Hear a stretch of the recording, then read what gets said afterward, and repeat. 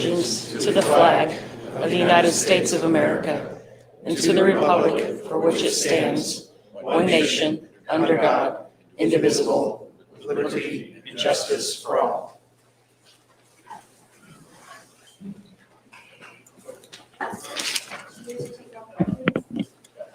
Steve Eisenbarth. Present. Robert Pope. Present. Aaron Tevabaugh. Present. Don Loudon. Present. Greg Zuzan. Present.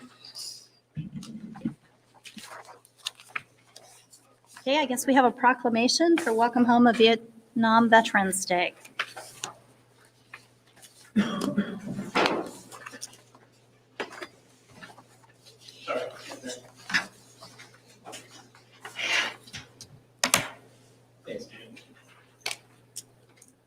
Welcome home, Vietnam Veterans Day. Whereas National Vietnam Veterans Day gives the opportunity for all Americans to recognize, honor, and thank our Vietnam veterans and their families for their service and sacrifices during the Vietnam War from November 1st, 1955 to May 15th, 1975.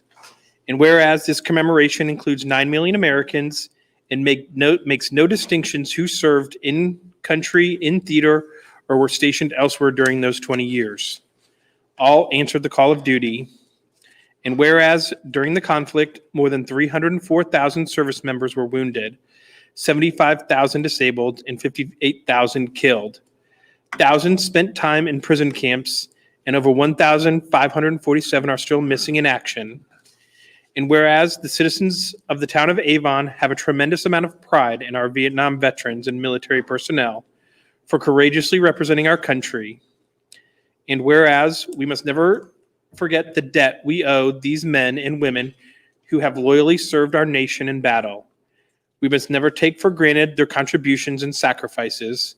And we must remember with honor those who have unselfishly put themselves in harm's way so that we may live in peace.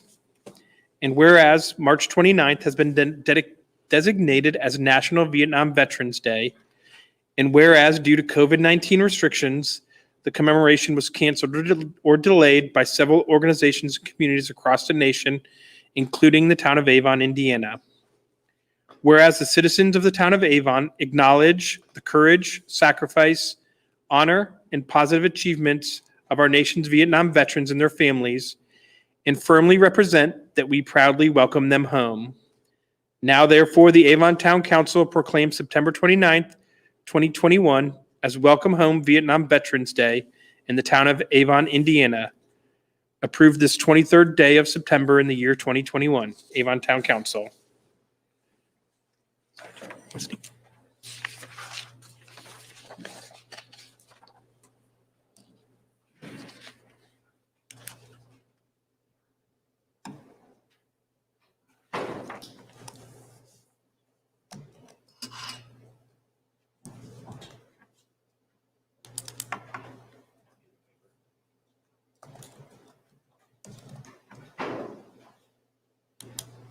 If there's anyone here from the DAR, so I'll have the council sign these afterwards, and I'll follow up with her and get that presented to her.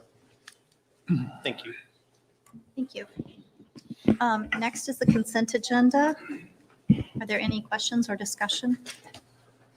I do have a couple questions. Regarding the appraisal on Charles Nelson Drive that was performed by Crossroad Engineers, it's $9,781. Is that one appraisal, two appraisals?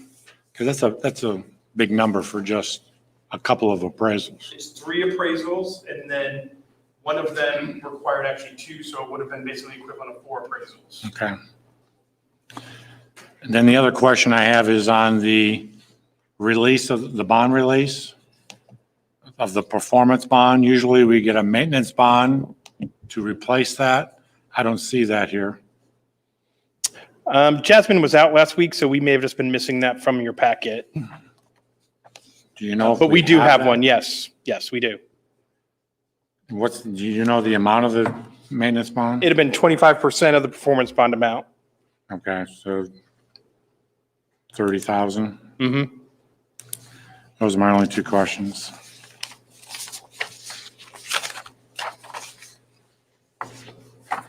Any Any other discussion? If not, is there a motion? I'll make a motion that we accept the minutes in the, everything that's been presented here.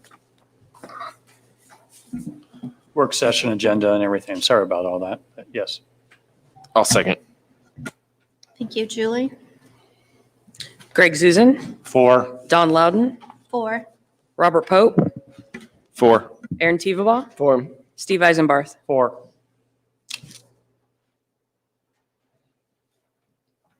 Okay, next is public comment. If there's, if the public would like to come forward on any items on the agenda that are not part of a public hearing this evening, but are within a specific matter of the council's jurisdiction, then please come forward, state your name and your address, and also press the green button on the microphone at the podium. No one coming forward, we'll close public comment, and we'll move on to council comment and liaison reports. Greg, you want to start us off?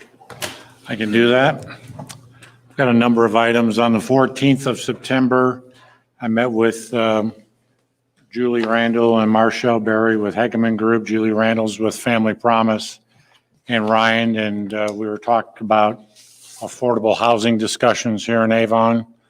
There are a couple of properties that were identified, and we were going to follow up on that, so I don't know where we're at on that, Ryan.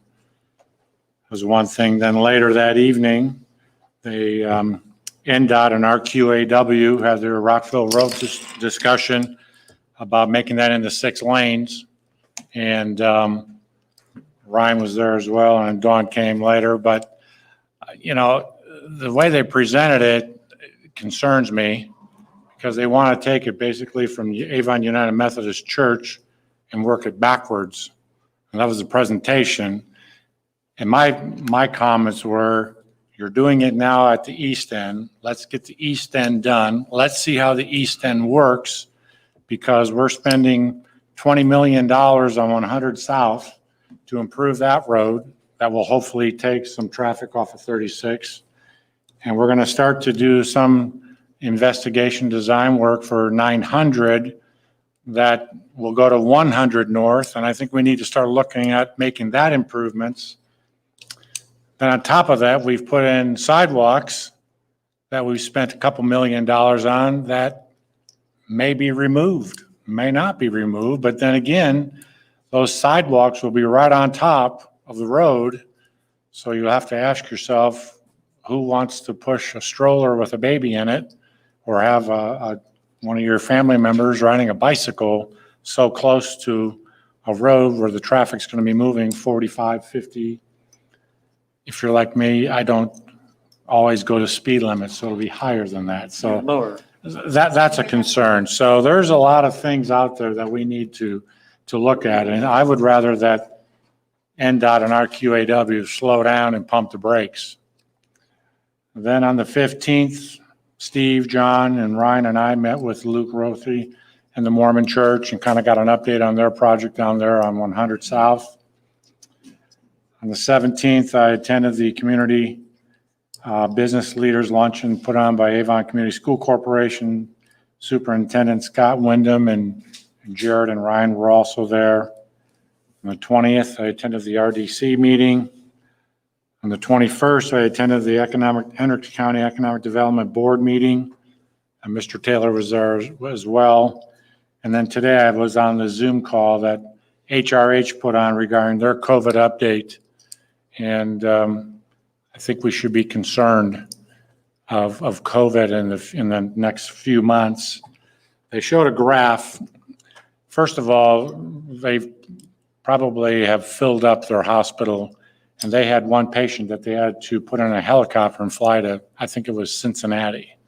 So there's issues there, but when they used the graph and they showed people that were in the hospital, they showed who had COVID shot and who has not gotten a COVID shot. And it was probably 75 or 80% that have not been vaccinated. So they're really concerned about that as well. And then lastly, I want to thank Sean and Brian and our police department on the recent events at Walmart. That's all I have. Steve? Had on Monday, the 13th, our Hendricks County Recycling District went through the study committee of looking about raising some of the rates, and kind of a lively discussion. And there is going to definitely need to be some adjustment, and this is because it's been sort of deficit. It's been running and pulling out of reserves for a number of years, and just, there hasn't been the stomach to make these changes. So right now we have another meeting this coming week where we're going to be reviewing it again, and the public will definitely be able to comment about this. But there's a lot of resistance about how you do it. You really can't up the rates for the out of state because it's like 1% of our income comes from the out of state. So raising the rates there is not going to help. But anyway, that'll be coming about. I think that's enough for me. That's all I have. Thank you. Aaron? A few police highlights. The department had their hiring process on Saturday with 33 applicants showing up, which appears to be low if you remember numbers historically, but for the time, that's actually higher attendance than what most agencies are seeing these days. Our 3 officers, Rourke, Davey, and Michael, graduated from the academy on Monday. They are actually completed the vast majority of training already on the field, so they'll do a brief refresher and then be released to solo. And the police department is heavily involved in the planning with the Alexander family for the Xander baseball softball tournament held at AJAA Fields and RBI Factory Fields on October 22nd through the 24th. So they're still looking for teams to join, and the details are on the police department's website along with AJAA. And I assume you have a team in that, right? We're putting one together. Probably going to be the fire department. Oh, okay. Very good. That's all I have. Robert? Minor update from Township and WCCD. Nothing really important from WCCD. The Township, really about the same step we are in our budget process for next year.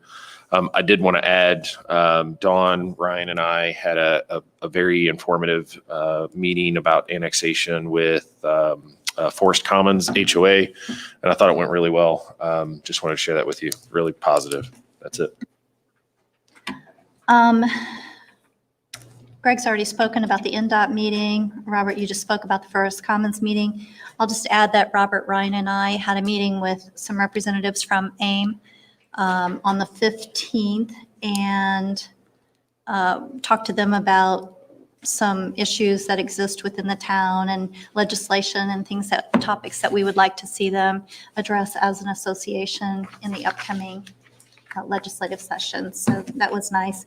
And I'll also bring up the survey that's out there. It's a township, library, school board survey. You can find it on any of our taxing entities' websites, I believe.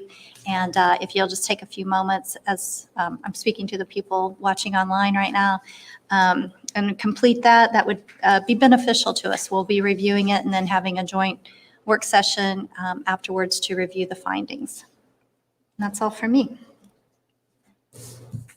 There is no old business, so we'll move straight on into new business. And the first topic will be approval to purchase 3 police vehicles and authorized financing. Thank you very much. Brian Nugent, Deputy Chief of Police, for the record here. You should have in your packet a memo as well as a quote from Kelly Chevrolet. Kelly Chevrolet actually has the state bid for the type of vehicle that we were looking for the enforcement division, that namely being the Chevrolet Tahoe. It's been a very, very difficult time with respect to the vehicle purchases. And so if you recall, back in September of 2020, we placed an order for 5 vehicles. We just received word about a week and a half ago that those vehicles have just now been built. And so in all of 2021, the revenue that we had budgeted for that amount included for payments for new vehicles. And so here we are over a year ago now, still not in possession of those vehicles. However, at the time that we placed that order for the 5 vehicles that you had approved at that time, they had actually made an order for 3 additional surplus vehicles that were not spoken for. And so as we started kind of watching the market back in April and May, we discovered that those 3 vehicles were still available. And instead of now waiting another year to get those vehicles, we're trying to be proactive and be on the front end of that. So the outline that you have there with the quote and the memo that I've attached to that quote is for us to secure these 3 other vehicles that are since manufactured at the same time of our initial order of 5 with Kelly Chevrolet. And we're requesting that approval for the clerk treasurer to seek financing and move forward with the purchase of these vehicles upon being notified that they've been delivered to the dealership. So happy to answer any questions you may have. I believe it's all spelled out on the memo, as well as the quantity and the purchase price per vehicle. I do want to just elaborate one thing that happened since I sent this email to you. Kelly Chevrolet sent out another follow-up, and this vehicle price at $34,490 is now over $38,000. So if we were to say no to this and want to order it later, I can tell you the first $4,000 to $5,000 are already going to be higher than what you're at today. So No pressure. no pressure at all. No pressure whatsoever. Do we know if the issue, the backlog issue has been addressed yet, as far as where you're concerned? Because I know you've been waiting a year on these since we try and do so many each year. Yeah. Is that going to be the same moving forward? Do we know yet? I think we're going to be looking at ordering these earlier than later in the sense of, being proactive on doing so. With this purchase, we would have at least one last vehicle to purchase for what we're tentatively looking to do for the 2022 budget. If you recall, in 21, we were prepared for 6 vehicles in 21 and 6 vehicles in 22 is our tentative plan. But this motion today would not require any payments out of the 21 budget. In speaking with Ryan and with Julie, the idea was to finance these, and that would be sustained in our 22 budget. Yes, sir. Question for the clerk treasurer. Have you started the bid process then to get financing for these 3 vehicles? Thank you for asking. Yes, we have got all of our bids back from the different banks, and Citizens Bank has come in as the bidder, the winning bid at 2.25. For 3 years? 3 years, 6 payments. Do we have to put anything down on that then? Nope. Do we need to approve that then tonight as well? You need to approve the amount, yes. And I then mean, but the lease then with Citizens, or you can make that determination? I can make that determination. And then we don't actually go through this process until Brian takes possession. And at that time, then I work with the banker at Citizens to finish the paperwork. Thank you. Mhm. And it seems prudent to go ahead and secure the Tahoes, under the circumstances. Yeah. I can make a motion unless there's discussion. I'd like to make a motion that we approve, as presented here, to purchase the 3 vehicles and to authorize the clerk treasurer to seek financing for purchase to Kelly Chevrolet, the total price of $103,470. Second. So real quick, just one clarification. So the financing, you guys had previously approved the 5 vehicles for Brian, but we're financing 8. So the 5 plus the 3. So the amount's actually, do we have the amount? $270,000 and some change. So if you could authorize the financing for the 8 vehicles, that's what it's actually for all 8. The number you just read, Steve, was just for the 3. Okay, yeah, I'm looking at Didn't we approve the other 5 last year, though? You did, but you didn't approve the financing. So it's $276,270 for all 8 vehicles. So they're all going to be leased then? They'll all be leased, yes. So the $208,000 that you have in our budget and our CCD for police vehicle purchases is not going to be used? No, we will use that. That's what we'll use for the payments on this. Okay. So it'll be payments for 2021 and payments for 2022 as well. So that 208 will cover it. The 276 is for the 3 years. So your leases or payments are semi-annual?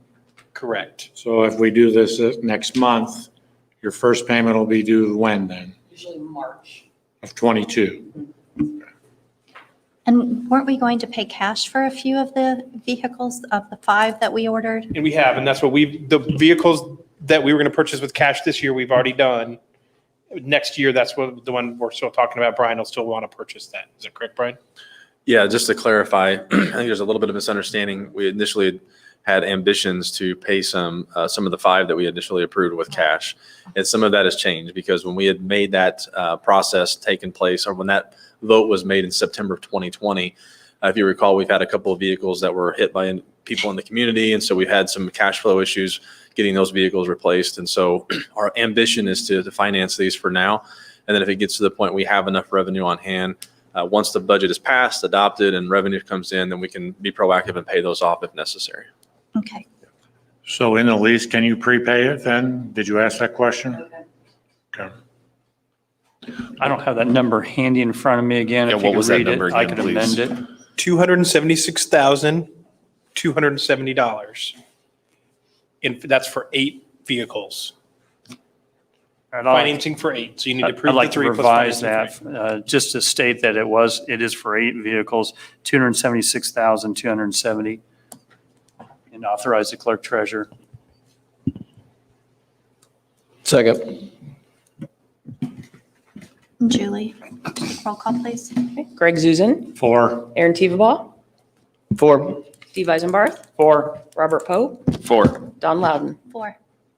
Thank you very much. Thank you.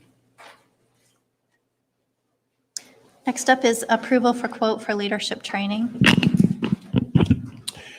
Yeah, I'll do the presentation on this. So some of our staff in the past has participated in this training from Gallagher Westfall Group, which is leadership training. This will actually be a joint training. There'll be, we estimate about 15 people from the police department, about 10 from the town who will participate in this training. So the training here we're proposing is for about 25 employees. I won't kind of walk you guys through this. I know Brian's been a part of this. I've done a portion of this as well, but it's excellent training. It's really good for our employees. It really establishes the culture for the town and how we want to function, treat our employees, and again, just give leadership training to our department heads to be involved and make sure they're managing things properly. The quote is for $34,200. We did anticipate doing this training in the 2021 budget. We budgeted $35,000, so we do have the budget available to pay for that, and that was out of edit. Happy to answer any questions. I just want to comment. I'm grateful that you are looking ahead at this and making sure that we have a healthy environment. So I commend you for that, and I really appreciate that. So thank you. Just, I think I know the answer. I just want to clarify, not all employees will need to take every phase. It seems like we've kind of got some staggering here. Okay. Do we have those? Do we already have that set up? Do we already have a schedule of who we think are going to attend all of these? Yeah, most of them will be attended by a couple of days the town staff may not participate in, but most of the other stuff we'll all participate in. And yes, that was part of our process when we sat down with Bill Westfall, was to kind of identify who should participate in that. So yeah, we've identified those people. Great, thank you. So with that being asked though, this proposal is for all 25 for all phases. You just said not all individuals are going to participate in all phases. So my question is, are we going to pay them phase by phase? Because if we pay them for $34,000, they're probably going to owe us a refund. Yeah, I think our expectation is we'll have 25 employees participate in each phase. But yeah, we wouldn't pay him up front for all of that. We'd pay for it as the training gets done. And my other question is on certainly the first phase, and I'm all for this, but you're going to have 25 people there for 4 days, 8 hours a day. That's correct. Who's yeah. going to man the store when they're gone? I'll be the receptionist. Yeah, it's not all employees, so there will still be employees here, so it's not the entire town staff. Okay. Now, it is most of the leadership team, so at least on the town side, I won't speak for who's, Brian's police officers, who he has participated, I'm sure he has a plan for how he'll have coverage on the road while they're at training, but there won't be nobody here during those days. There'll still be employees here. Okay. We're not closing town hall. Yeah, we're not closing town hall. Okay. It's nice of you as a volunteer, though. Well, I'm here to help. Is there any further discussion, or would someone make a motion? I'll make a motion that we approve the proposal for leadership training with the Westfall Group in the amount of $34,200. Is there a second? I'll second it. Thank you. Julie? Don Loudon, 4. Greg Zuzen, 4. Robert Pope, 4. Aaron Teveba, 4. Steve Eisenbarth, 4. Next up is Old Hoff Homes, the PUD presentation for County Road 200 North.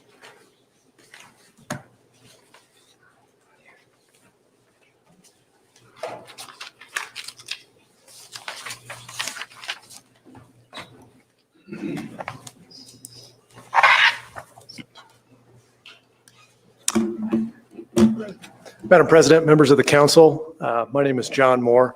I'm an attorney for Olthoff Homes. My address is 50 South Meridian Street, Suite 700, Indianapolis, Indiana. With me here tonight, I have Joe Linehan with Olthoff Homes here in the front row, and I have Derek Hayes as well. Joe is the Director of Land Development for Olthoff Homes, and Derek is the Land Acquisition and Entitlement Manager. We're here tonight. First of all, thank you for hearing this matter this evening. We're here tonight to give an initial introduction to 2 residential developments that Olthoff is proposing and excited about here in Avon. Olthoff, and I'll let Joe talk about this a little bit. Olthoff has been in business for 60 years, building residential homes, but they're relatively new to the central Indiana market. And they have these 2 developments here in Avon that we would like to show you tonight, gain some feedback. We're not asking for any official action this evening. They are on file, but we would be going to the Plan Commission next month to talk about these. But we thought it prudent to come here before you this evening, show you the development, give you some brief specifics about it, and then get any feedback you have and also answer any questions as we begin this process moving forward. So with that, I think I will call up Joe, who's going to tell you a little bit about Olthoff Homes, run you through a couple PowerPoints, and we'll take any questions that you have. Yeah. Thank you, John. Appreciate it. Appreciate your time tonight. I'm Joe Lenahan with Olthoff Homes. I'm really pleased to be here tonight. I just thought I'd tell you just briefly a little bit about Olthoff Homes. He mentioned we've been in business for 60 years. I believe it was 1961 that Fritz Olthoff started this company. And today it's run by 3 of his sons. And we're a family builder. We build here in Indiana. Our headquarters is actually in Northwest Indiana. And as John mentioned, somewhat recently, we started building in central Indiana here in Indianapolis and also in Fort Wayne. So we kind of build in the north half of Indiana. We have 28 active communities across all of our markets, 6 here in Indianapolis. And we're working on adding more. We're really excited to be here in Indianapolis. It's been fun. I was just going to mention that, as we've been working our way and growing here, we've been here, I think, about 5 years, I'd say, here in Indianapolis. Avon was always an area that we were interested in. And, you always have to try to find the right properties. And we think we have, but we want to show you what we have tonight. And as it turns out, we found 2, and they happen to, you're working your way through due diligence and whatnot, and they happen to kind of time the same night. So we're bringing them both here to you tonight. I'll make the presentation on the first one, get any feedback that you have, and then whatever you need to do formally to advance to the next item, and then I'll just go right into that one as well. All right, I'm going to make sure I've got this right. Yeah, so the first site I wanted to show you is called Prelude. And you can see it here on the screen, but it's on the north side of 200, about halfway between County Road 900 and the Ronald Reagan. And it's about 16.6 acres, as you can see there. And, it's all farmland kind of to the north, and there's an existing residential community to the south that has a mixture of single family, duplex, 55 plus kind of use on the south side. And when we saw this property, Olthoff Homes builds all kinds of homes. We build townhomes, single-family homes, paired cottages, villas for active adults, young professionals, families, all kinds of things. When we saw this site, we thought it made a lot of sense for a pretty neat townhome product that we have. And I know that the town of Avon has desires to see industrial development in this area, especially along the Ronald Reagan, which makes total sense to me.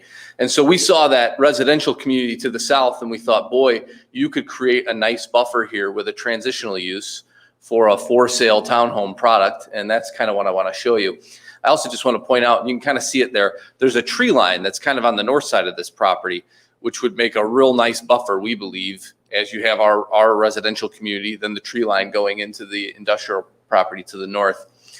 The other thing that we kind of think makes sense about it is that, you know, you'll have our residential traffic coming out onto 200 North.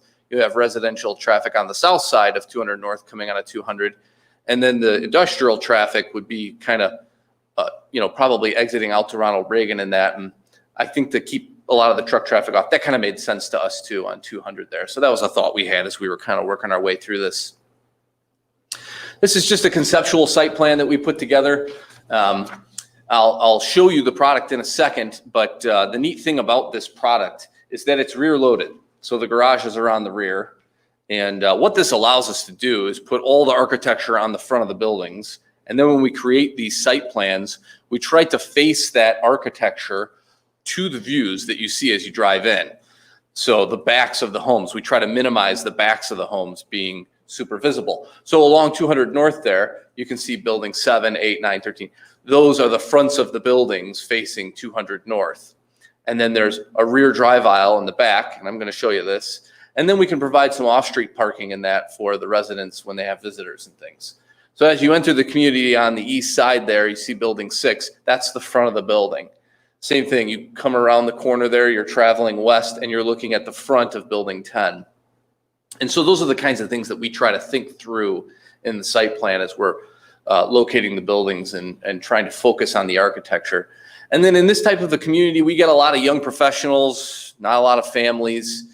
And so we thought like a dog park might make sense on the west side. And then the park along the retention pond there would likely be a little bit more of like a passive park in that I wouldn't necessarily see a playground. We could do a playground if that's what the town wanted, but you know, shelter structures and things like that, green space for people to use. So this is just a rendering. So this is an example of a 6-unit building. And I'm going to show you the individual units and kind of point out some of the architectural elements. But as you can see, these are the fronts of the buildings. And then around the back is where you'd have the detached garage. Again, these are for sale townhomes. So we sell these to owners and they're fee simple ownership. They're 2-story townhomes, but they're not condominiums. So somebody owns both of the 2 stories and then somebody owns next to them. The square footages range, as you can see there, 1223 to 1414. They're 2-bedroom, and actually there's 3-bedroom, and one of them has a 3-bedroom option for somebody that wants an extra office. You know, I heard Greg talking about COVID earlier. I mean, COVID kind of changed everything. So everybody, builders that is, are always looking for ways to provide flex spaces and things like that. Us builders use terms like Zoom rooms and things like that. And, you know, people work out from home a lot more now. And so providing some of that flex space. So that's why that 3rd bedroom can come in handy in some of the plans. As I mentioned, they're alley or rear drive aisle loaded. The garage in the back, and I'm going to show you, is detached. And so that kind of provides a private courtyard for each owner. And there's a rendering that I'll show you there. And you can see these are estimated sales prices at $230,000 to $270,000. And we just think this is neat. We didn't see anything just like this in Avon. And so we thought this would be a pretty neat addition. So this kind of gives you a little bit of an idea on the back. I'll cover the bullet points and then point out a couple things. I believe in one of our earlier submittals, we may have said that we were going to follow your architectural standards, which included vinyl siding. After talking to some people, my understanding is that there's a preference to see a fiber cement type product here, which we're fine with. The only reason we had vinyl was because that was what was listed in the architectural standards. But in any event, what we would see for this product is fiber cement siding. And then on the architecture, and you know, you can see we have a lot of different material types. So we have masonry, we have cultured stone, we have the horizontal board and batten. I'm sorry, vertical board and batten. We have horizontal siding. And so you're blending materials, you're creating texture, and that would all be this fiber cement. And of course you have masonry. We try to make sure that there's roof breaks as much as we can. And so I'll show you each individual unit, but we try to bring in unique architectural units into each unit. And then we wanted to kind of show you the enhanced side elevations. So You can kind of see on the sides there, we have a little bit of additional masonry, plenty of windows, and then some more of that vertical board and batten siding. Creates a really nice look. So this will kind of give you an idea. Now, again, so we're loading the front with architecture in order to have rear drive aisles that are straight with courtyards for people. The backs do have to be a bit flat. But the neat thing is we've still got the broken up roof line on the top, and then you can kind of see the courtyards, and you can see how each person has their own private outdoor living space. There's kind of two different ways that you can do a rear loaded 2-story product like this.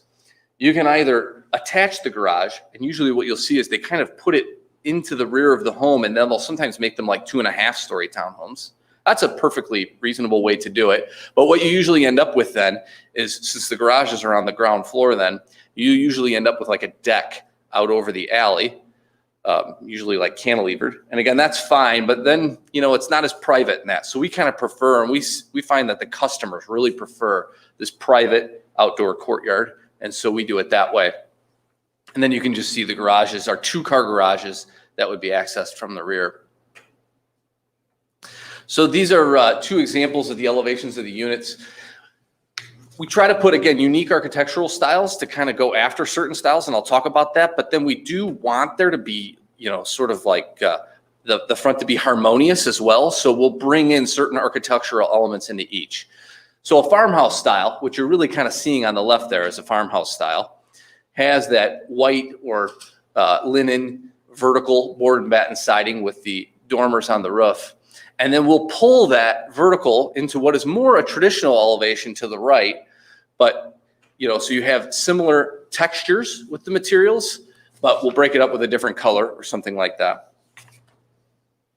And then same thing. So on the left, you have a little bit more of a traditional elevation. On the right, it's actually a little bit more of like a craftsman elevation. So you can kind of see that raised roof on the gable that kind of pops out on the second floor there is what would be more considered a craftsman style with a little bit shallower roof slope on that. But you can see we just try to pay a lot of attention to different architectural elements on these. And so then here I just wanted to end on the front elevation and then take any questions, comments, anything that you have. On the side view, was that masonry? It was hard to tell. It was a blend of masonry, vertical boarded batten. The predominant, So the right half of the side of the building is just horizontal fiber cement siding. Then on the left, kind of on that detail that's off the front corner, you have masonry on the first floor and then vertical board and batten on the second.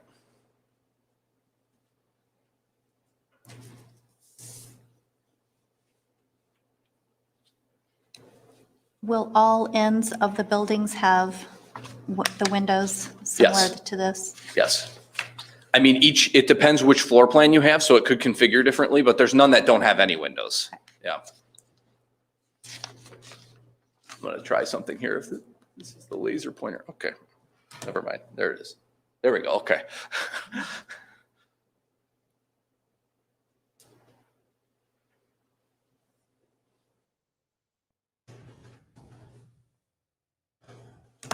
Just to bring clarity, this tract of land that you're talking about is currently owned by the YMCA, correct? That is correct. Yep.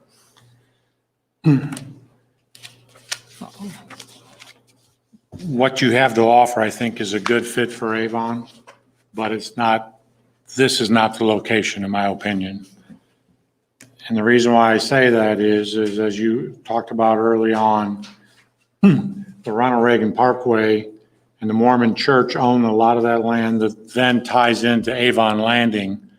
And this is going to be the last piece that we have on the east side of Avon, north side, that we're going to have commercial and industrial growth. So then I think, and I still can't remember what it was, but to the west of this parcel on the roundabout, didn't we approve something for that, like a retail or?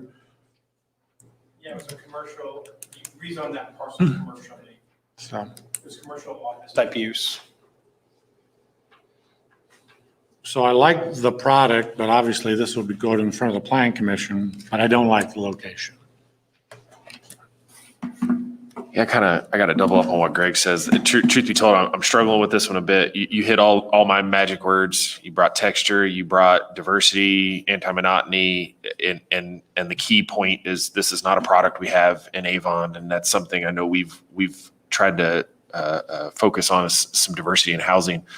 Really, I like the product. I'm not key on the location.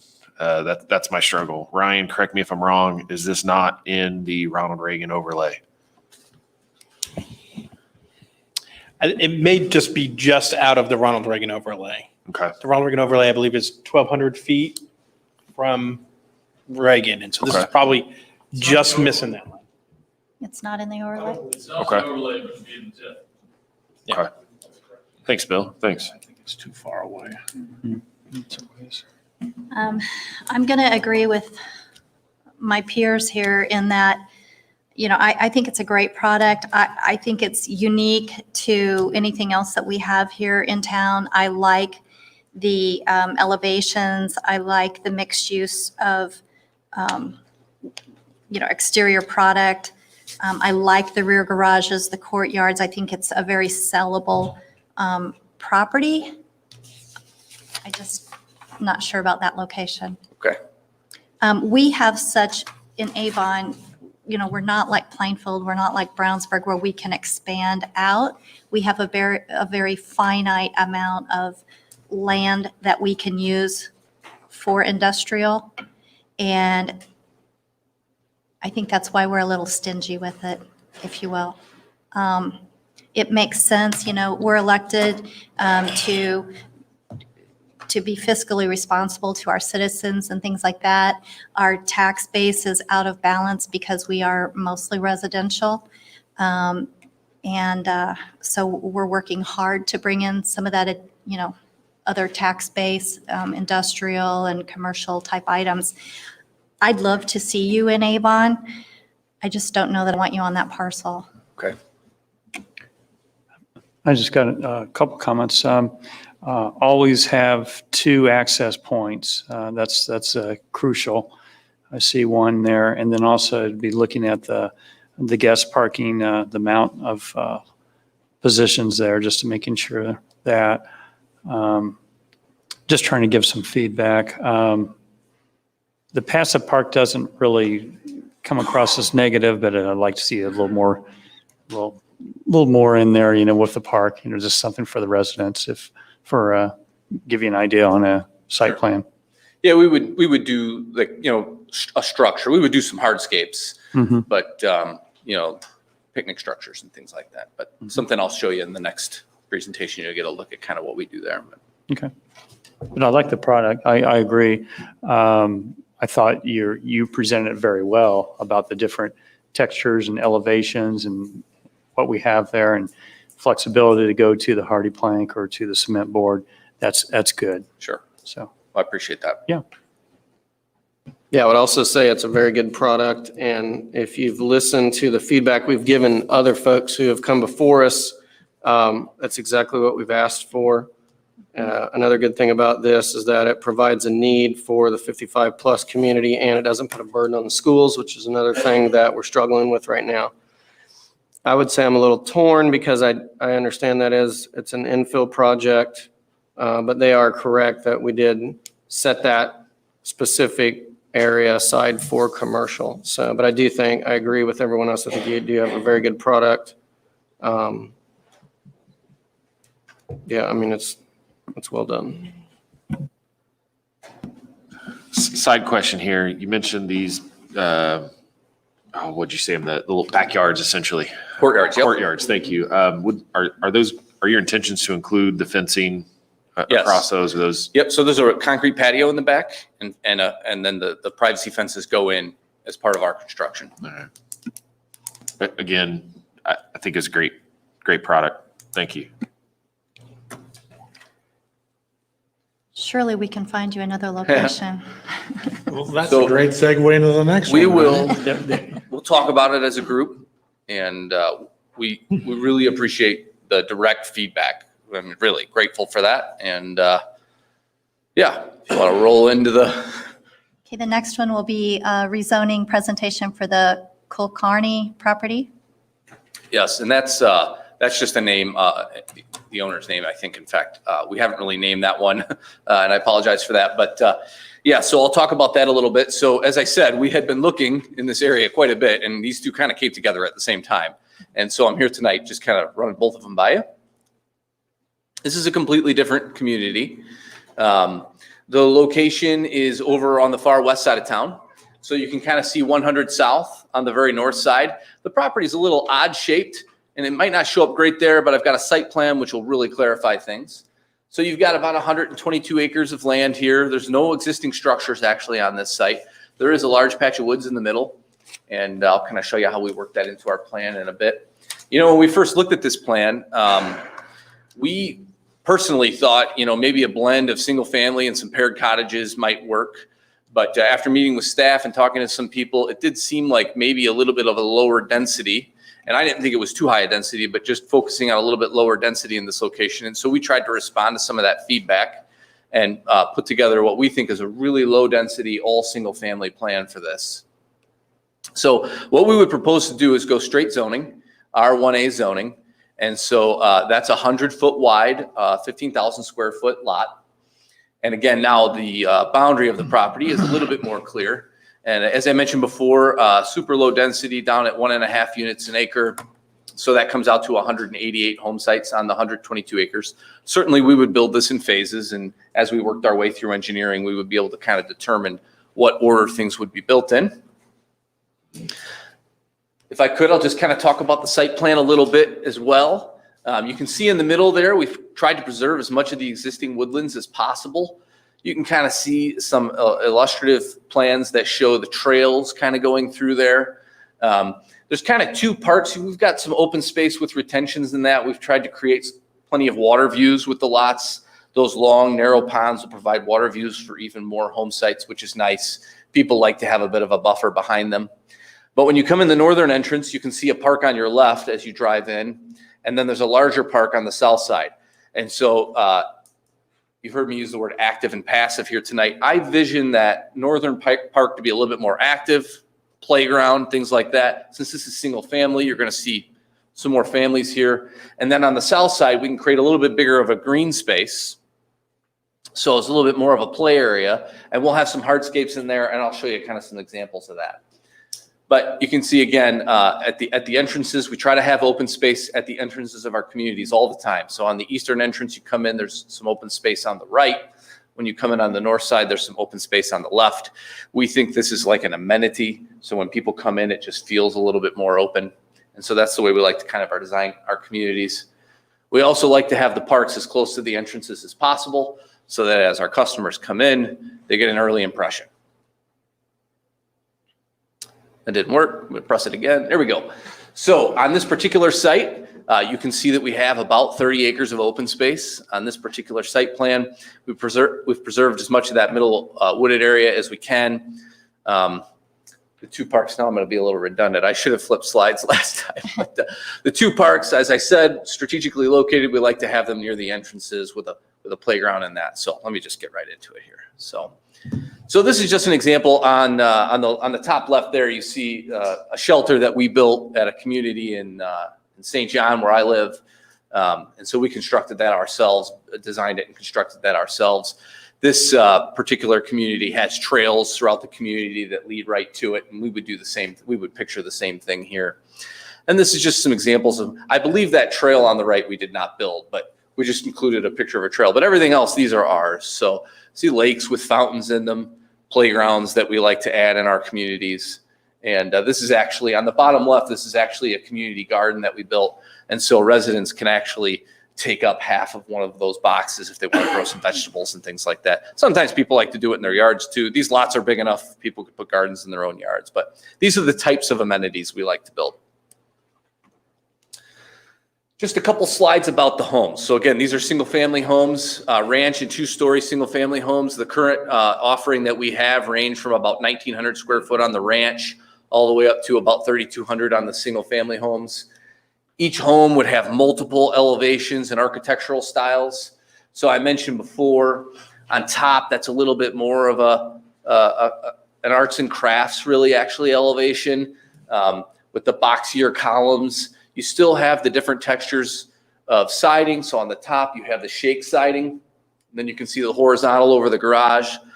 Plenty of masonry on this particular plan. And one of the key arts and crafts kind of styles that we put on our arts and crafts plans are kind of clip the corners of the gables. You can kind of see how the gables are clipped.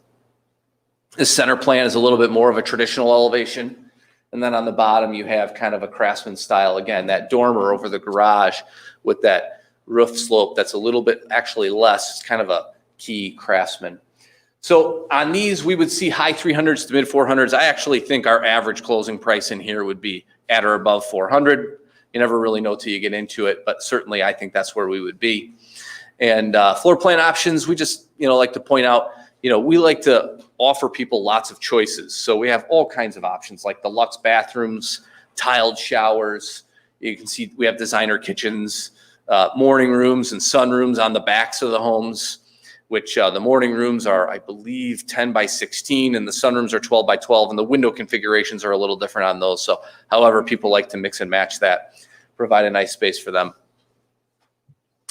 The other thing that's nice about the rear options that we have on their homes is that it can help create, breaking up kind of the corners of the homes and things like that, which is important. Some of the architectural standards, and here's a couple more examples of our homes too, and we've got many, many more. But I mentioned the fiber cement siding. So in this particular plan, you're seeing the shake siding, but we would have the board and batten as well.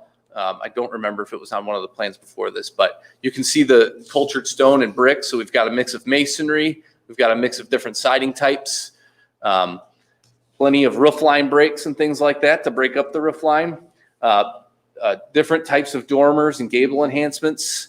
And then even up in the corners of the gables, you'll see we have like different treatments that we'll do up in the top corners of the gables or bracketing and things like that. Just different little architectural details to try to set each home apart. And then I mentioned the extensions and sunrooms, porches on the front, things like that. Like, for example, this home has a usable front porch. This one doesn't, but that's more to this style. So we offer lots of different variety. And so that's that. I'll actually finish on the home. And same thing, I'll take any questions, comments that you have. I have a question for Ryan. Is this contiguous to any of the areas that we already have annexed into the town? I mean, where does this come in on that road? It's hard to tell from this map. Yeah, it comes in off of County Road 450 East and then on 100 South. Yeah. So it's currently in town. This is the most recent area that we annexed. So yeah, they are our streets. Yeah. This is the property that was going through the county Right. at the time that we were trying to annex it. Yes. And again, I like the product, but my concern is we represented to those people at that time what this land was going to be used for. Yeah. So we have to go back to them and let them know that we're considering other options. That's got to be part of this whole discussion. Because I think we were looking at this as 5-acre estate sites. The other thing is, if you can go back to your map, if you would, please. I sure will. This is the backside. Site plan or the aerial photo? Either, I suppose, huh? You go, that was the very first thing, probably the site plan. Right, that's good. Your area, your gray area on the top right, by our logo, is that Prestwick then? Because Prestwick is the back side of that. And if you remember, when I went to the county and presented our position on this, there was a lot of people there from Prestwick as well. Yeah, they were. Although Prestwick is not in the town of Avon, Correct. so. I will point out, Greg, I looked at that area in Parks and Prestwick right there. That area is pretty compatible with what we're talking about here. Third of acre lots, nice homes, $300,000-$400,000 range. Can't remember the name of the street there, but yeah, that's pretty similar to what is being proposed for this. The other thing I would just throw in there, if it's okay, is that, we think it's important to be a good neighbor. So, we'll be doing notifications and things like that as a part of this, of course. And so people will get notified. And we always put our cell phone numbers in there, and we actually go knock doors. And we're normally not able to get everybody, you know, because schedules and things like that. But we would make ourselves available to anyone that's out there that wants to talk about it. And so certainly people are going to be notified, and we're more than willing to go meet with them. I sit at people's kitchen tables with them, and we roll the plans out. And I always tell them I'm not necessarily going to be able to say yes to everything, but anything that I can do, I will, you know. So if I need to plant a few more trees on this side or something like that, we're usually willing to do those kinds of things. If people are here first, we're showing up, and we're asking to bring some new neighbors in. And so we're all ears. What can we do to make this easier? Well, I just want to make certain that we don't, as a council, have misled those people I a understand. year or 2 years ago. So you're exactly right. You're going to go out and you're going to sit in their kitchen and Yeah. go over everything. I mean, I like the idea. It's 1.5, I do too. you know, the density is real low and all that. I like the character. So I think if we, for me, just get by that point that, hey, we're not going to do a bait and switch on you. This is what we thought it was going to be at the time. However, now we think this might be a better fit. And then somebody has to go and let those people know, or at least have their meeting. Yeah, absolutely. Yeah, this, I'll say again, this one, I think the product's great. You hit the key words: texture, diversity, anti-monotonism. You didn't hit those words, but you described them. Tell me about the backs and the sides. You mentioned sunrooms, morning rooms.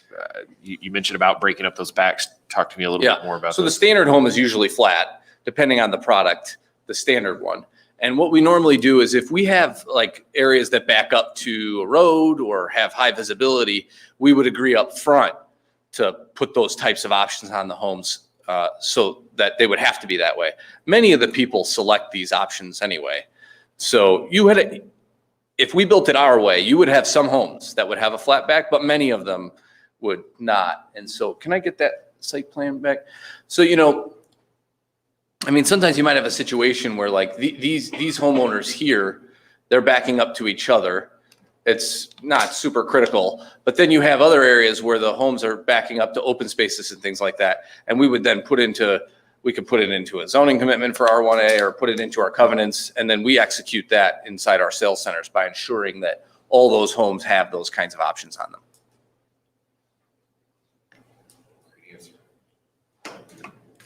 What's this in our comp plan? What's this zoned in our comp plan, I should say? Yeah, the future land use plan shows it as ag or estate homes, Yeah. E1, which would be those larger, like 3 to 5 lots, 3 to 5 acres per lot. I'm with Greg because Greg and I were the ones that went out and knocked on doors for those people that lived in the adjoining areas. And we put our name on that document, and we said that while this council exists, that we as a council will keep this as what our comp plan shows, and that is estate or ag. Because the people that currently live out there, with not including Prestwick, but the people that lived at 100 South and where we just recently annexed 2 years ago, right before COVID, they have the estate size lots. They have chickens, they have goats, they have, you know, and they wanted to keep their area that way. And they were really against a development that was coming in. And granted, that development was a lot more high density. But again, we said to them, if you annex your properties into Avon, this is our vision for what will surround you. And that's hard to, Sure. that's hard for us that put our names on the line to say, well, we only meant it for 2 years. I understand. Yeah.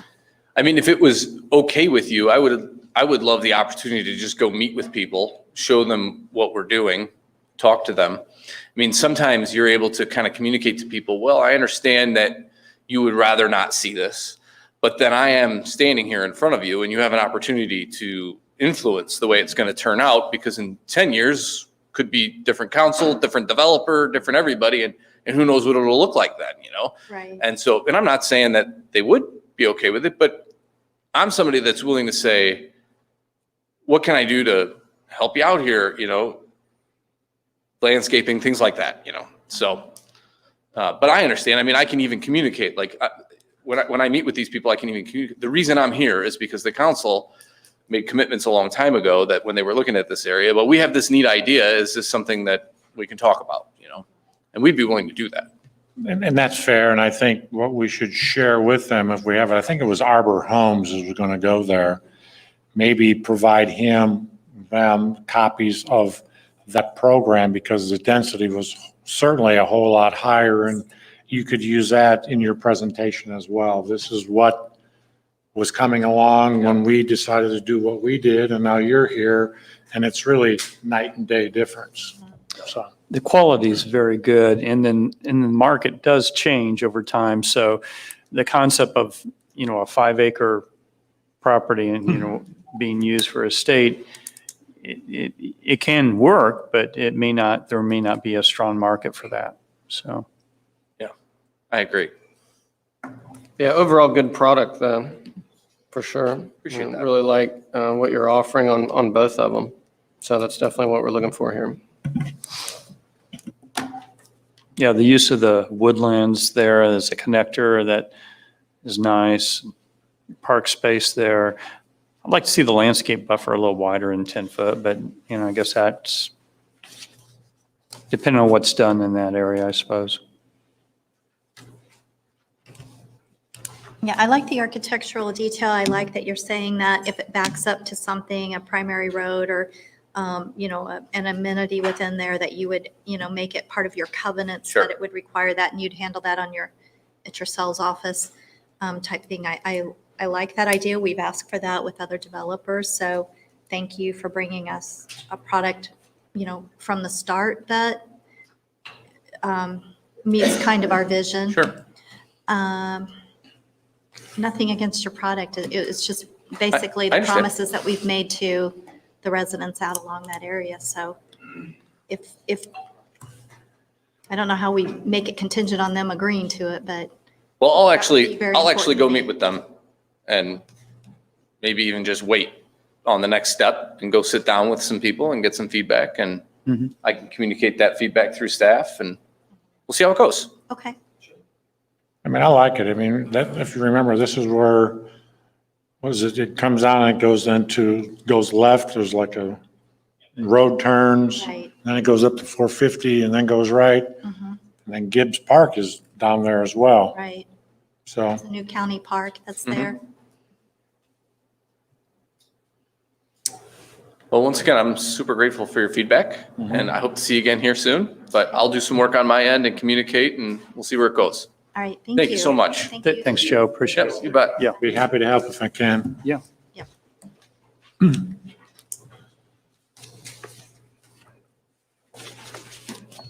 Okay, next we have budget, the public hearing and discussion.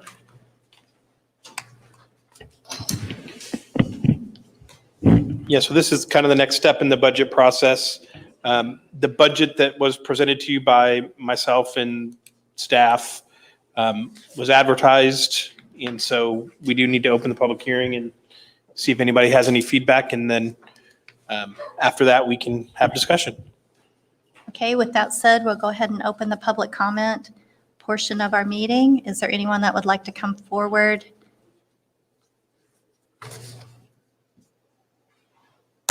No one leaving their seats. I guess we'll close the public hearing period and move on to discussion. Yeah, so this is kind of your guys' opportunity. If there's any modifications or changes that the council would like to see to the budget, this is your opportunity to give staff and myself direction. I think the only outstanding item that I'm aware of, unless the council has other issues, was some discussion we had regarding salaries for the police administration and then myself. And so you did have in your packet a salary analysis. The council requested that I do a 3%, 4%, 5%. And so you have that analysis in there. And so depending on what the council's thinking on those issues. That kind of depends on the impact of the budget and then where we can make some cuts. And I do have some ideas of locations based on your guys' input on budget changes we need to do to get in balance that I can share with you as well once you guys give direction. So I'll kind of turn it over to you guys to give me input. I think, Ryan, we've already talked to you, about, we've done your review, so I think we know where we're at there. And then I think we still have the police leadership to discuss where we want to go there. Yeah, I feel like we set the standard 3. We essentially up budgets by 3% for departments. I don't see any reason why we wouldn't keep it the same, especially when the concern was making a gap. I don't think we want to make the gap even worse. Brian, if I had $1 billion, I'd give it all to you guys, man. But we have to make sure we're responsible with that. I'd be in favor of. It's the low number here. That's why I'm trying to prep that, make it a little softer. I'd be okay keeping it 3% for those leadership positions, including town manager. Just my thoughts. So based on that, on this chart that Brian has put in here, you're looking at it, the 3% total for those 4 positions is 11,407.65. Correct. So clarification though on the gap, because there's been a lot of confusion on that. The gap that they were concerned about was the gap between the patrol officers and then the merit supervisors. I don't think after talking to all of them, there was a concern so much about their gap. And so in the study that we received a couple weeks ago, we saw that we are out of the 15, I believe, 14 out of the 14, there's only 3 that are below us. And even with the 6% increase, that doesn't change. We're still ranked the same. But we have to remember that the 3 chiefs have more direct reports than anyone in the town.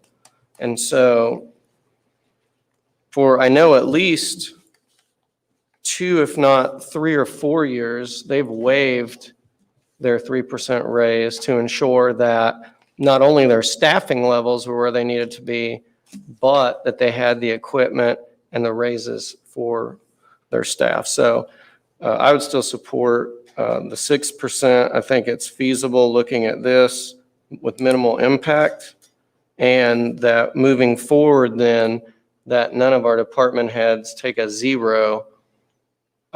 As though I appreciate all of them putting in for that, though, I think that's a decision that the 5 of us or whoever's sitting in these seats should make.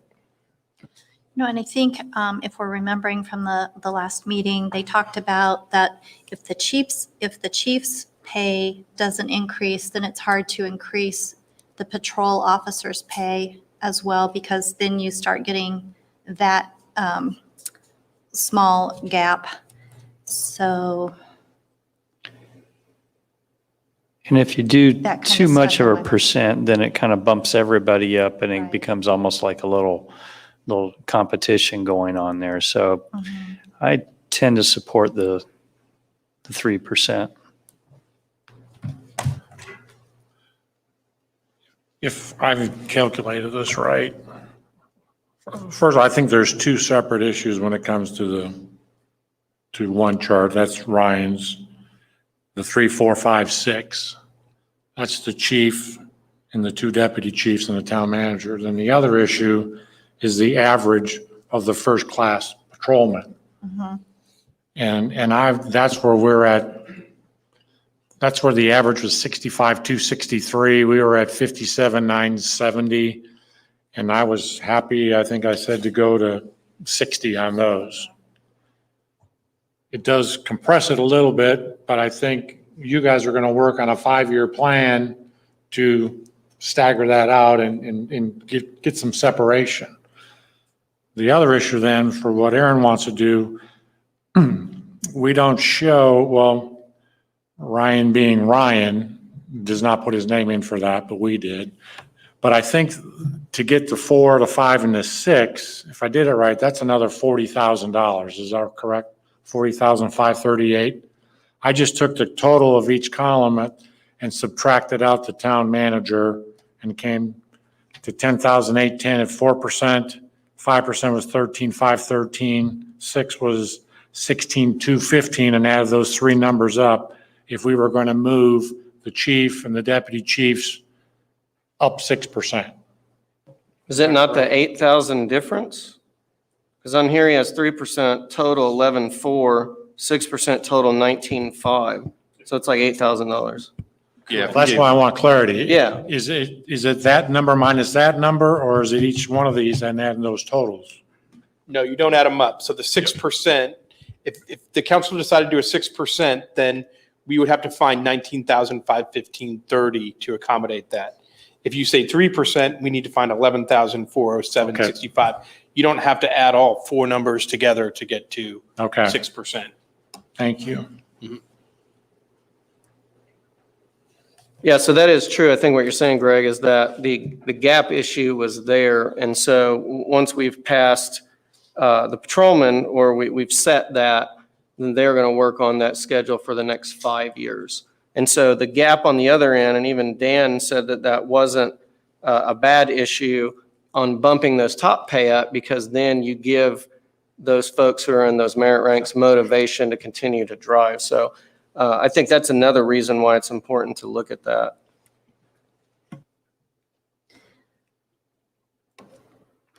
Well, I'm kind of a moderate person, so would we want to discuss maybe 4.5, which is somewhere in between? So it's about $15,000 impact. I think at the end of the day, you're talking $8,000, and we're talking, we look at who represents our community on a daily basis. And as I've said it before, I'll say it again, we have the best police department in Hendricks County.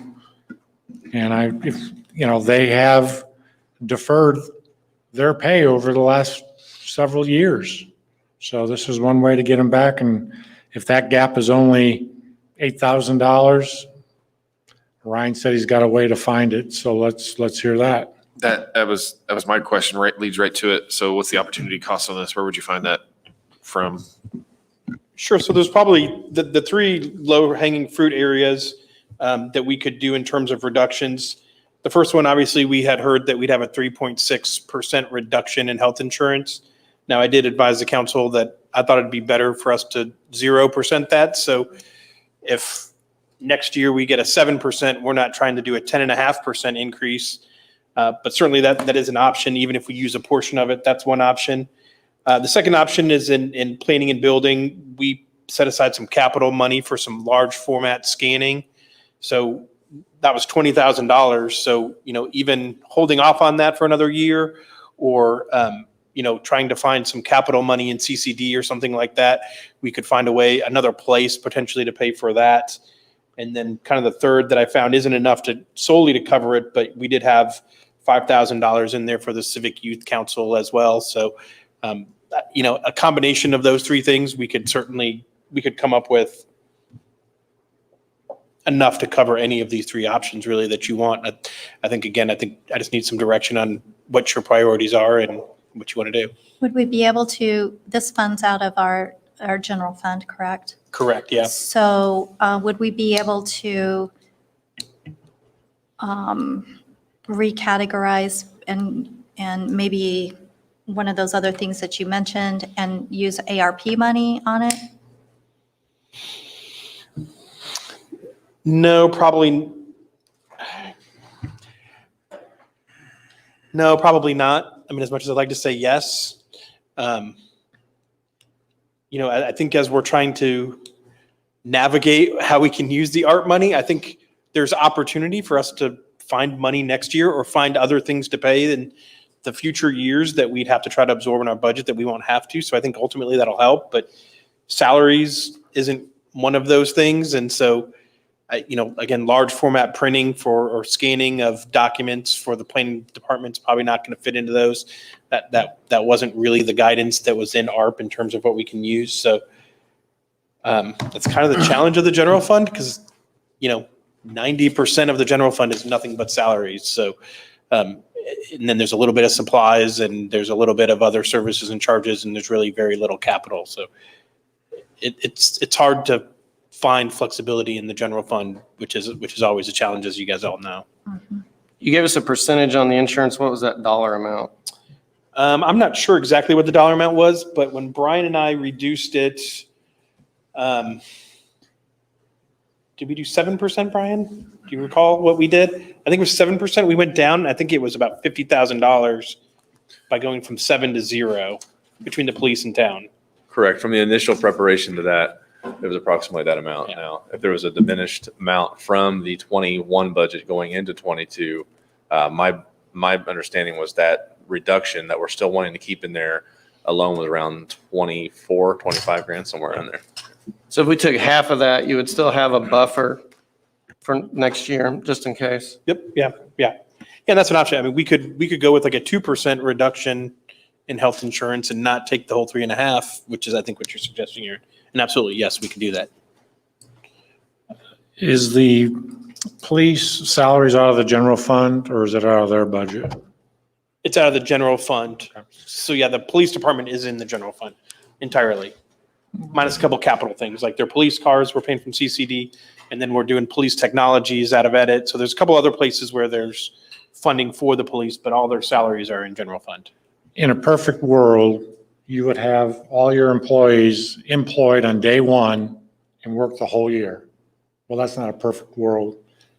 And I don't like to bet on that, but you will have an opening or 2 or 3. So you've accrued for those salaries, but you're not paying anybody. So you do have a gap, but I don't like to spend money like that. But I guess my point is if we give them, if we agree on this amount, I don't think it's going to put us behind the 8 ball. And if you look at your budget proposal from the general fund, at 6/30 of 21, we were $7.5 million. Compared to 6/30 of 20, we were $5.6 million. That's that spreadsheet you put here? That's a summary of all funds. No, the summary of, that's this over here. Budget proposal by fund. Right. Yeah, sorry, the general fund. And even if you look 6.2 at million. today's, or as of August 31st, the general fund has an ending balance of $7,159,000 in Yeah, it. you're talking about the fund balance. Right. Sorry. Yes, the fund balance. You are correct. So my point, I guess, is that is increasing year after year at a substantial amount of money versus the $8,000 we're talking about. Correct. Yeah. And the other thing I'll probably share with the council, and so, there's kind of 2 different things. There's where we're going and what we expect. We did get our AV numbers. The county pushed them out and then pulled them right back. But Greg Garitas got a glimpse of them, and our AV numbers were up 16%, which we went from about 1.35 billion to over 1.5 billion. So, that AV growth, we don't capture that now, but that's a positive outlook for the future. That means we see and again, 16% growth is fantastic in AV. We haven't seen that kind of growth in our AV. So council, you guys can pat yourselves on the back for that, and that we're doing the right things and we're getting assessed value growth. So that's really positive. Now, again, that kind of lends itself to this 5-year outlook of where we're going versus where we're at today. You guys cannot pass a budget that's not balanced. State Board of Accounts won't let you do it. So you're right, Greg. We could make an assumption that Brian's not going to fill a position for the first 3 months, and maybe we save $20,000 and that works for the actual expenditure side of the budget, but we can't submit something to the state Right. that says 6.14 million when we can only be at 6.12. But we could use, like we said, a portion of this savings on the health insurance Yes. and then recapture that if there is an increase somewhere else later. Correct. Okay. And so that may say we can be a little less conservative on that health insurance and say, let's back it out because we know next year we're going to get a good boost in what we can grow. And again, if you look at that sheet that Greg, you pointed out, I know you pointed to the fund balance, but I will point out to the council as well that just in the last 2 years, we've grown the budget $1.2 million in the general fund. That's pretty substantial. And actually, because of the growth rate in the assessed value, our tax rate's actually going to go down, even though we've grown at $1.2 million. So that's a good sign. It's a good trend, but it's not necessarily a guarantee for the future. So, and that's kind of where you have to be careful, is you don't know what future brings. But it looks positive. We have a lot of growth going on right now that we haven't captured any AV on yet. We haven't captured any tax revenue on yet. And I don't want to spend it before we have it, but I mean, all I'm saying is we have a lot of safety nets along the way that we're not going to get ourselves in trouble. So with that, I'll make the motion as long as you're part of that, Ryan, because it looks like you don't have a number in 4, 5, or 6. Yeah, I didn't. So I guess, I think the direction, at least I thought from the council last week, was for the police department to do the 3, 4, 5, 6%. So I did not do myself at the 3, 4, 5, 6%. I only did myself at the 3%. And I guess I would still probably go on the record as none of my staff is getting more than 3%. And my preference would be that I not get more than what my staff is getting. I think that's a bad precedent as a leader. I'd feel uncomfortable to my own staff saying I got a 6%.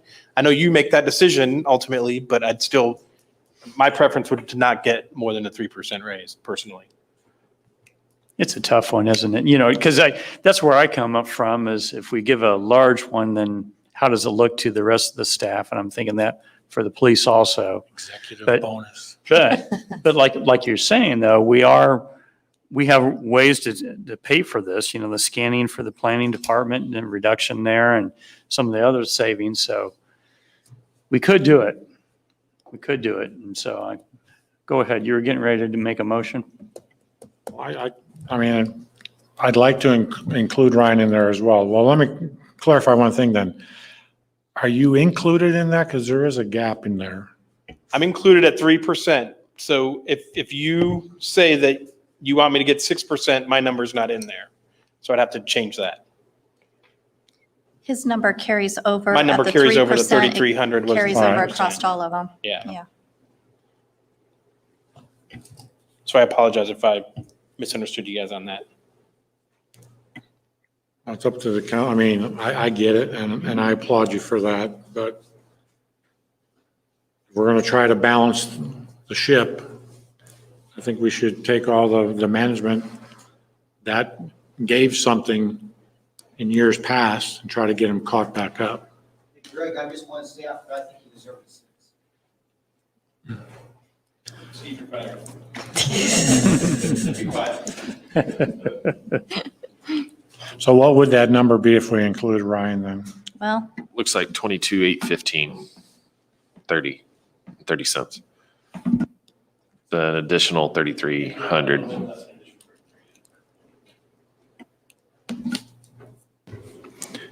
Which means we got to come up with 22. So can you do that? Yeah, but Dan wants to talk, so let's hear it. Rather than making a motion, you could just give direction to Ryan to get final edits made in the budget. There's no budget action item on your agenda. So it might, when you get to the point when you kind of want to give him some direction, just giving him direction will be sufficient. And then he'll bring the final budget to you next time. You haven't noticed any votes on the budget tonight, so. Well, with that said, I'll take that as your direction, Ryan. And adjust the budget accordingly to incorporate that increase for the police chief, the deputy chief ×2, and the town manager up to 6%. Even though we don't need a motion, we're all part of this. Are we all in agreement? Mm-hmm. Yeah. Yeah, I'm supportive of it. I just wanted to make sure that we could pay for it. But what I'm hearing, yes, it can be worked out. And yes, give direction for Ryan to make those changes. And then, yes, I'm in agreement, yeah. and so is it also the kind of the consensus that use that 3.6% to get it balanced? Is that the Either preference use of the that council? or the planning Or the planning, the large department format thing, but plan? I mean, I know Bill would rather have the large format scanning than for me to get a 6% raise, but Where is Oh, he left. Darn it, he left already. Good. Just take the 6%. I think if you feel comfortable with I that, think we can do leaving it. some buffer that using that health Health insurance, insurance is yeah, best. because it still leaves you something. Mhm. So I would say if we can use that and have some buffer in there and accomplish this as well, that way we don't have to take that from them. I mean, there might be something in in your side of the budget, Brian, that you can reduce down too, to offset that. I mean, we don't have to approve it tonight. We got time to still go back and play with the numbers and massage it and then come back for the next meeting? the next meeting, the 7th. September, yes. Would it be 7th. possible we could add that as part of the work session agenda for the next meeting? The work session will be at the last meeting of October because there will be several people not at the next meeting. Yeah, it's just a very difficult, to be quite honest with you, it's just a very uncomfortable dialogue to be a part of. I'm thankful for everything, every effort.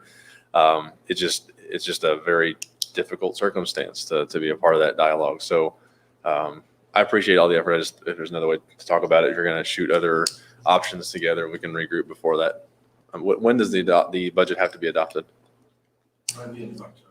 End of October. Julie says October 7th. All right, very well. That's not the answer. That's her answer. All right, thank you. We can do it the 21st if we had to. Mhm. We got till the 21st if we have to. Well, two of us will Next not meeting be is the present. 7th. I know two of us won't be present at the next meeting, at You got to least. be careful. We don't want to get too late. Yeah. Right. We'll give you proxies. Strict deadlines, so just so you guys know. Yes. I have very strict deadlines we need to adhere to. Yeah, I would say so. To Julie's right, because if you adopted the second meeting of October, she literally has to do it. It has to be done the day after, and she only has one day. And so that does put a lot of pressure on Julie to get it done in one day, even though she's fantastic. When we do that, we make mistakes. So we like to get it submitted. We like FF Financial Solutions Group to check it, make sure we're right before it all gets submitted into the portal. Once it's submitted, we can't take it back. So if we can. We'll work on it and Yeah. bring it back on the 7th, and if we can approve it, then fine. Yep. And if you don't want us to do it, then you tell that and you put it in the presentation. And Ryan, I think I've got one monkey wrench, possibly. I hope it's not. We had an email from the library, and I don't think I saw this on our budget changes about community grants. What's our number what's a change from last year to this year? Is it the same carrying over? Yeah, it's basically the same carryover. So there's 5,000 for the library, there's $10,000 for the Heritage Festival. And then I want to say I put in maybe like another $2,000 that would potentially be available for other organizations. So for example, I think we supported a couple of golf outings for some of the Avon charities. And that was kind of the thought, that we put money in there to be able to support 3 or 4 golf outings for Avon community organizations. And otherwise, that I'd left it basically the same. Monkey wrench pulled back. Thanks, Ryan. Any more discussion on budget? If not, we'll move on to legal counsel report. Dan? Nothing new tonight, thank you. And we'll go back to public comment. Still no one brave enough to come forward. Council comments. So I have one thing. We're talking about cars this evening, and things are going to get a little bit more uncomfortable. If you haven't noticed, Deputy Chief Nugent is driving one of the old rattiest beady up cars in the fleet. And I actually approached him when he started driving and asked him if that was one of their training cars, if they beat up on the track out there. In all seriousness, that's what it looked like.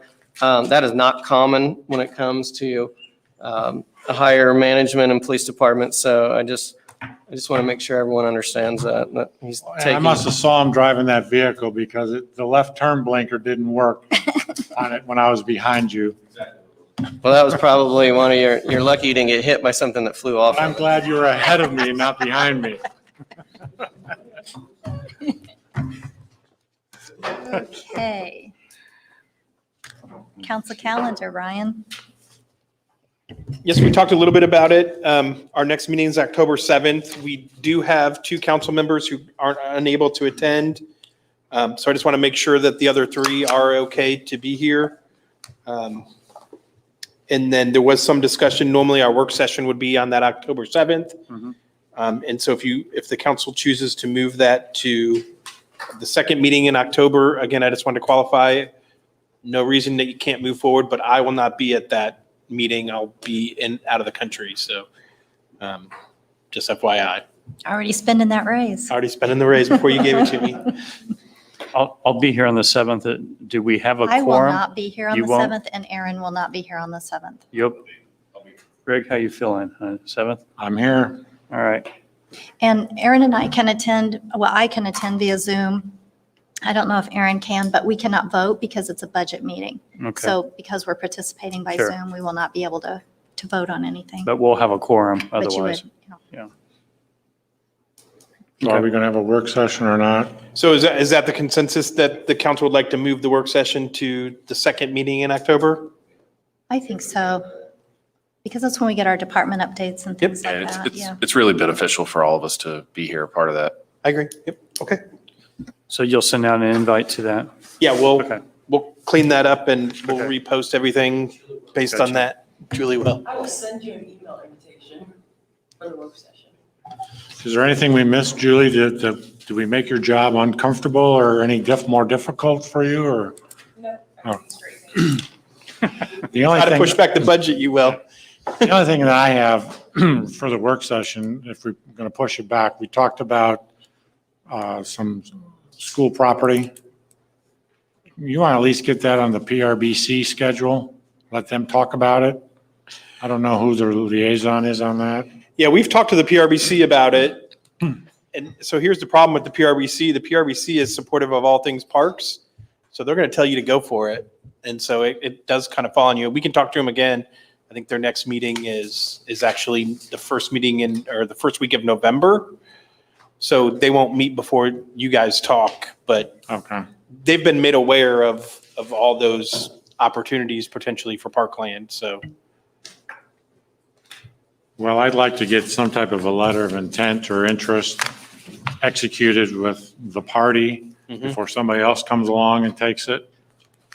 okay.